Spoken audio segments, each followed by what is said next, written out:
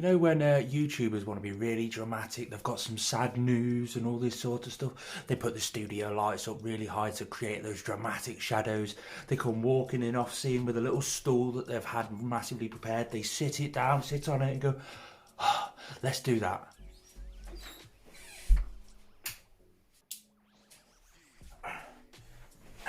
I haven't got a stool, sorry. But that's right though, we have had a little bit of bad news. Not so much bad news for you guys, you don't really have to care about it all, but it's bad news to me.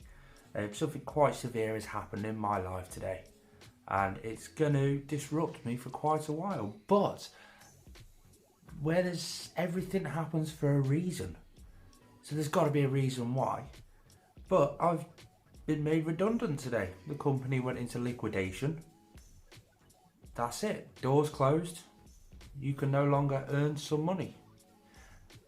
But it has led me down this path of, well, what do I do next? And then that brought on, well, I've got my YouTube.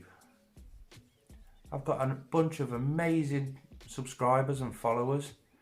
Maybe I can turn that into a full-time career. Is it time for me to turn this into a full-time career? Is this a sign from God?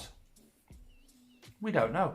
Only time will tell. You see, it's people like yourselves that keep hitting the thumbs up button on every video. You watch from start to finish and give a good watch time throughout the whole video. Also shows that I do a good audience retention. I can keep your attention for longer.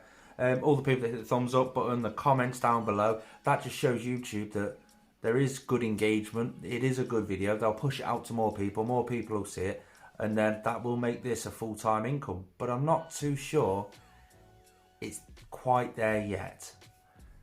I can tell you one thing. If you do end up in a situation where something shockingly bad happens, you've just got to do whatever you can to surround yourself with positivity and try and work your way through a bit of a down and depressive sort of time. But the question is, shall I take YouTube full time now? But should we go and pair the leopard geckos up? Because it is time for them to breed. Both the females ovulating for the first time. It's time to put the male in. Let's go and have a go at that. So the first thing I'm going to do with these leopard geckos is basically give them a clean out. Now I don't want to give them a really deep clean with F10. I don't want to clean the entire background. I want some of the female scent to be left in there, so that when the male gets introduced, he instantly starts getting a bit frisky. First things first, I've got to clean them out. While I'm cleaning them out, I'm going to check them just to make sure they're okay. I've got some superworms here. If they look like they could do with a meal, that's mainly just to make sure they've had a meal before they go into the breeding season, rather than anything, because this is the start of the season. It's the first night they're going to spend together, and I'm hoping all goes to plan. And let's just get started and clean them out.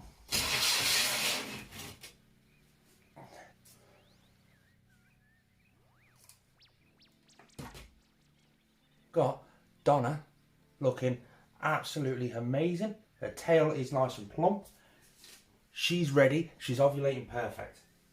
Then we've got Millie. She's just our normal, really plump tail on her. And she's ovulating as well. So let's get these guys cleaned out. Drop her down there. Come on, mate. Millie, don't go running off. I said don't go running off, you donk. You stay there.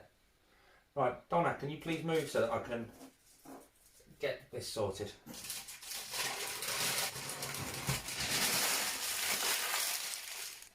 She almost ran off. You're not supposed to be a climbing species, girl. Can you... Look.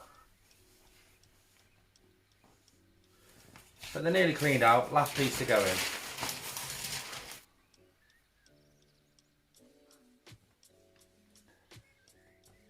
Hello, Rati. She's absolutely amazing. She's only a normal, but the normals are the best breed ever. Right. Now, I've got their moist box / their lay hide. Neither of them are in shed. They both look like they're just coming out of shed. So I'm just going to get this moist box, get it soaked up, get it rehydrated, really nice, and just make it ready for them, for their shedding, their egg laying, all that sort of stuff. But they're both looking absolutely amazing and really ready for this season. If you don't know what this lay box is, it's just a box full of cocoa fibre with a big ass hole cut in the top. That's all it is. They go in and out the hole. It's big enough because I struggled last year with them both shedding. They're not shedding properly, and it's because I had a small lay box in there and they just weren't using it. Donna was laying underneath one of the hides and it just wasn't productive enough. Since I added this, I had a great production all year round. It was amazing little find, shall we say. A little bit of information that you might find useful. But time to get this back in and start the season. Water bowl, because it's always nice to have a bit of a water bowl.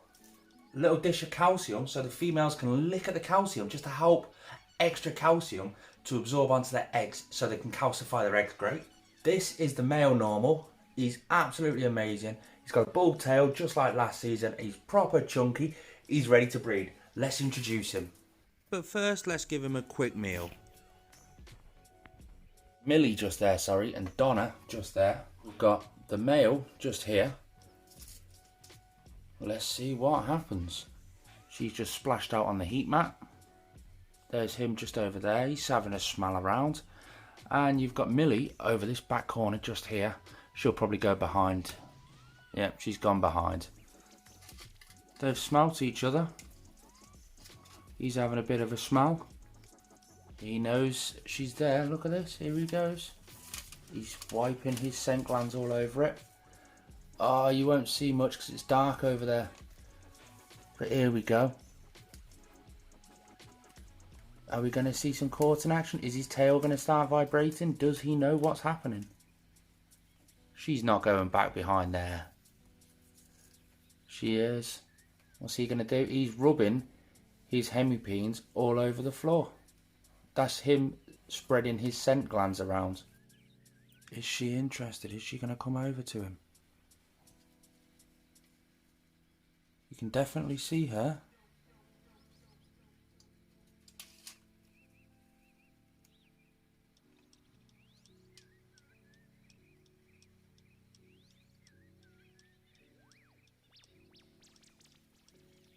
Here we go, guys. Look. He's just vibrated his tail. That's his little sign to say, here I am.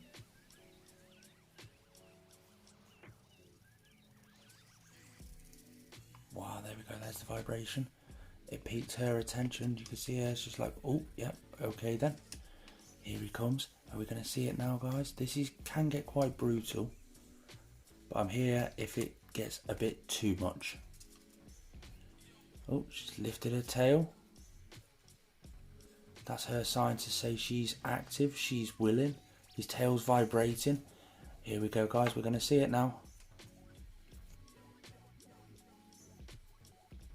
Oh, he's got something on the floor. She must have laid something down there for him to have a little smell. But you can see how she's got her tail slightly arched up. She's open to it. He's just like, what? Oh, he's rubbing his hemipenes on the floor, spreading his scent around. This is the typical courtship of leopard geckos. What's gonna happen?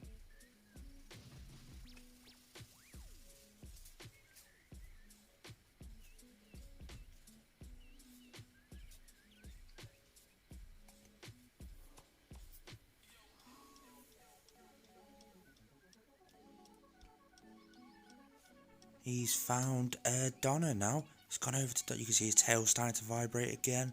Oh, is she going to be receptive of him? This is the first time they've been paired this year, so it's a bit sort of off, shall we say. They do get used to it as the season goes on, but so far it's just been going on like this. They're just getting introduced to each other.